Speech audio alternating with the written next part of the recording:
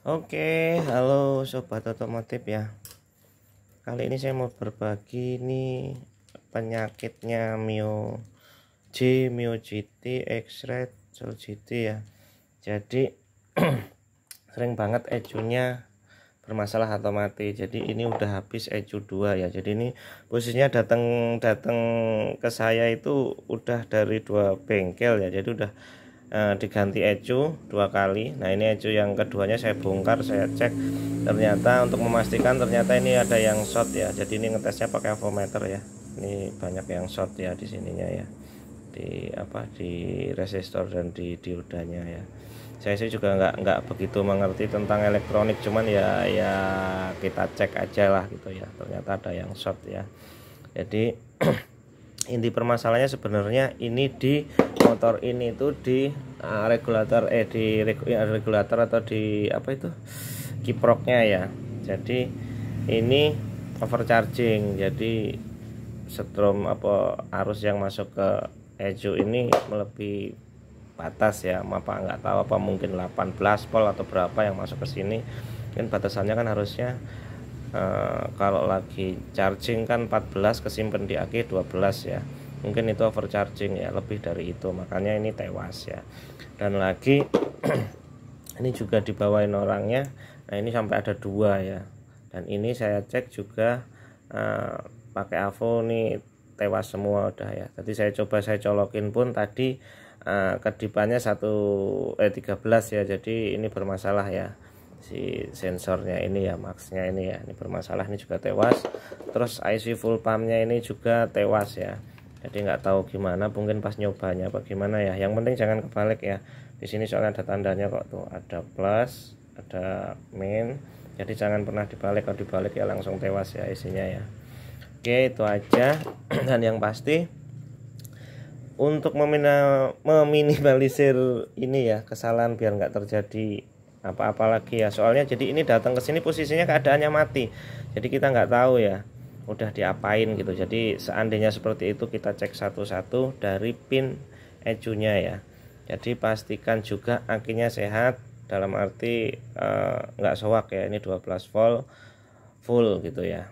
Jadi pertama-tama itu yang harus kita pastikan itu arus dari sini, yang dari konektor ECU ini nyampe semua ke sensor-sensor yang membutuhkan arus ya, yang setelah ECU. Oke. Jadi kalau untuk arus standby itu ini nomor 6. Jadi ini di sini sebenarnya ada nomor-nomornya semua kelihatan ya. Lalu ini kan 1 ya sampai 11. Habis dari sini larinya ke sini. Jadi 11 12-nya di sini ya, bukan di sini ya. Jadi 1 sampai 11. Terus ini 12, habis 12 ini 23 sampai ke 33. Oke. Jadi untuk mempersingkat saat kunci off itu arus standby itu harusnya ada di nomor 6 ini. Jadi kalaupun nggak punya ininya ya, diagram wiringnya ya, sebenarnya diagram wiringnya bisa aja sih nyari di browsing, banyak lah diagram wiring pin ECU, motor apa gitu, mobil apa gitu tuh ada semua ya, untuk meminimalisir kesalahan dan untuk mempercepat proses kerja kita.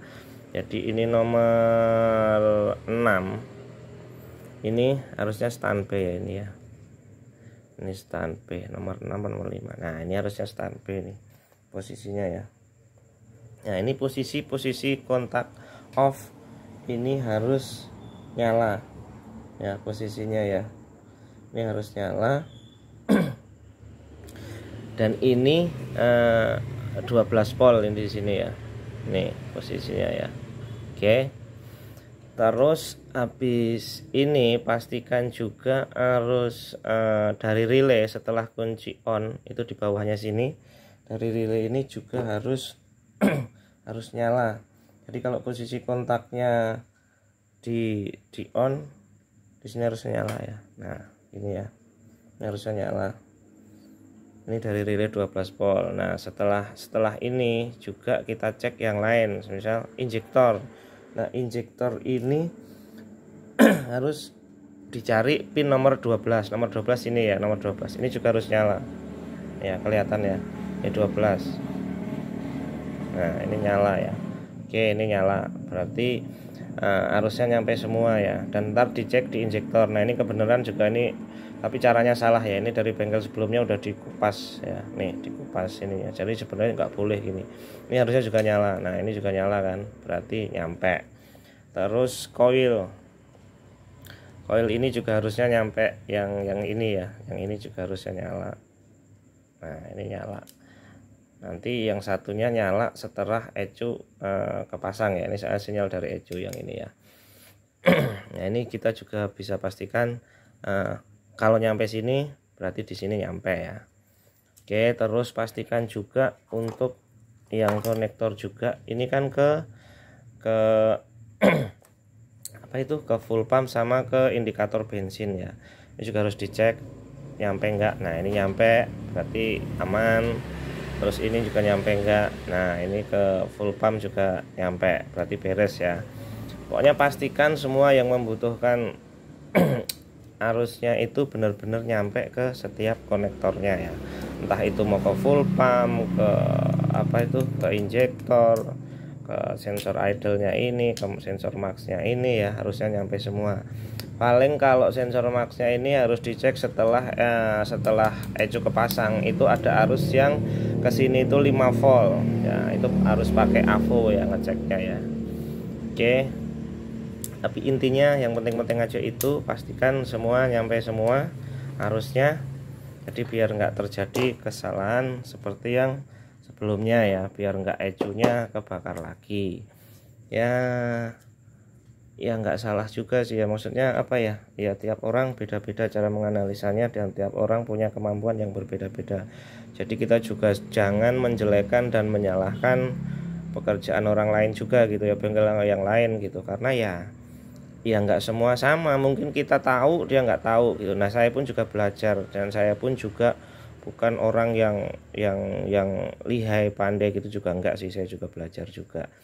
Oke, jadi kita belajar bareng-bareng. Jadi kalau teman-teman ada mau nanya apa itu silahkan komen ya, nanti juga dibantu untuk subscribe-nya biar channel ini juga berkembang, bisa berbagi pengalaman dengan teman-teman yang lain yang hobi otomotif ya.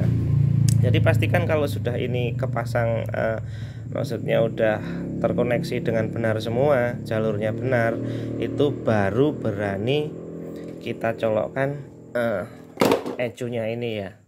Pastikan semua udah beres, arusnya udah nyampe semua, yang dari pulser ini juga udah nyampe.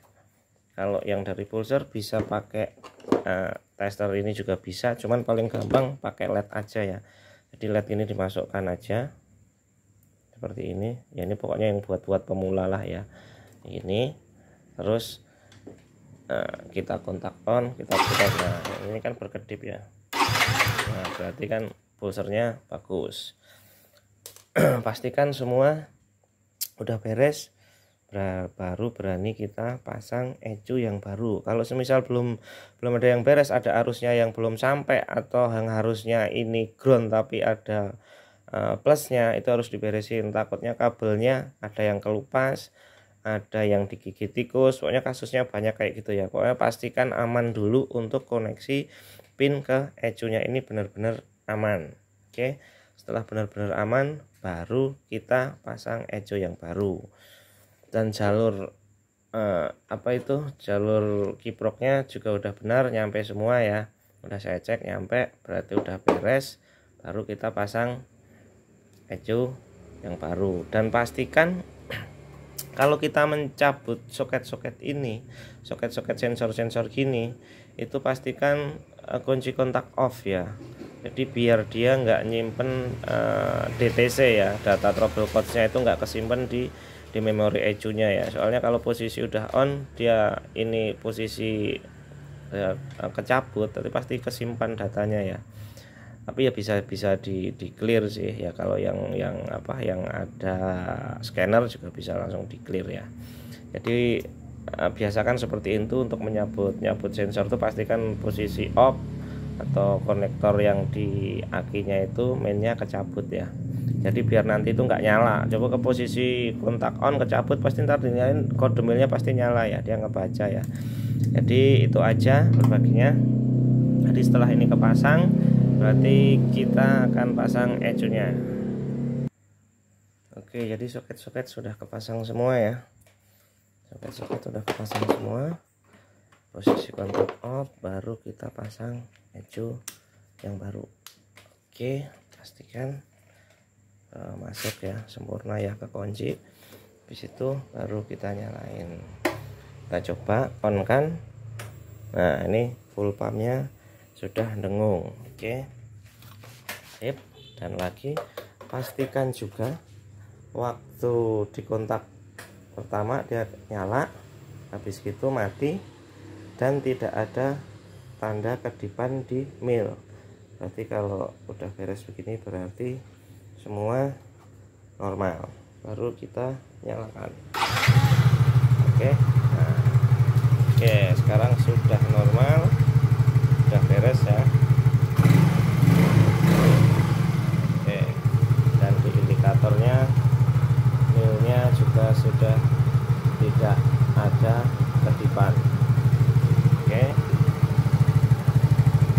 Oke, seperti itu ya teman-teman ya. Semoga video ini membantu buat teman-teman yang mengalami trouble seperti ini, khususnya untuk ecu yang mati. Karena ecu yang mati itu pasti sebabnya itu tadi banyak, tapi kebanyakan itu emang dari kiprok karena overcharging ya, jadinya dia mati. Oke, semoga video ini membantu buat teman-teman semua. Salam otomotif, salam sehat selalu. Terima kasih.